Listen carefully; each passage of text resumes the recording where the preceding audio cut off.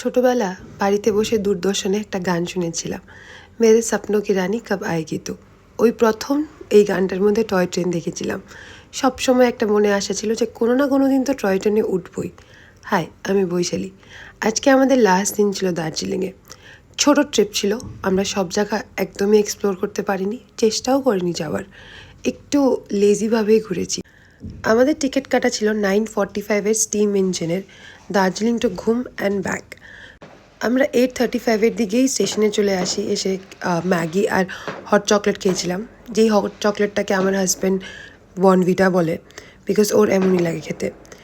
Toy train একটা experience, কারোর বাড়ির ছাদের উপর দিয়ে, কারোর বাড়ির পিছন দিয়ে যাচ্ছে, কিন্তু এত বছর ধরে এই ট্রেনটা আছে, not a single accident recorded till date. ওয়ার্ল্ডের হাইয়েস্ট রেলওয়ে স্টেশন হলো ঘুম স্টেশন, আর এই ঘুম স্টেশনে আসার জন্য একটা জায়গাতে একটা লুপ বানানো হয়, যেটার নাম হলো বাতাসিয়া লুপ। ট্রেন ওখানে 15 মিনিটসের জন্য দাঁড়ায়। দার্জিলিংয়ে থেকে ঘুমের যে অল্টিটিউড এটা বেশি, তো ট্রেন যদি ডাইরেক্ট উঠতে যায় তো এটা উল্টে যাওয়ার একটা চান্স থাকছে, তাই ওই টাইমে এই ইঞ্জিনিয়ারিংটা ইউজ করে একটা লুপ ক্রিয়েট করা হয়েছিল। এরপর আমরা ডাইরেক্ট চলে আসি নিউ জলপাইগুড়িতে। রাস্তাতে আমরা লাঞ্চ করেছিলাম কার্সিয়ংয়ের এখানে। এত জ্যাম ছিল যে কার্সিয়ং এক্সপ্লোর করার আর কোনো টাইম পাইনি।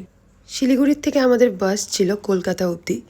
বাসে উঠে একটা জিনিস আমি বুঝতে পারি, মানুষের জন্য মন খারাপ করে এটা আমি আগে জানতাম, কিন্তু কোনো জায়গাকে ছেড়ে আসার সময়ও যে মন খারাপ করতে পারে সেটা আমি এই প্রথম বুঝতে পারি। আজকের গল্প এতটুকুই, ধন্যবাদ।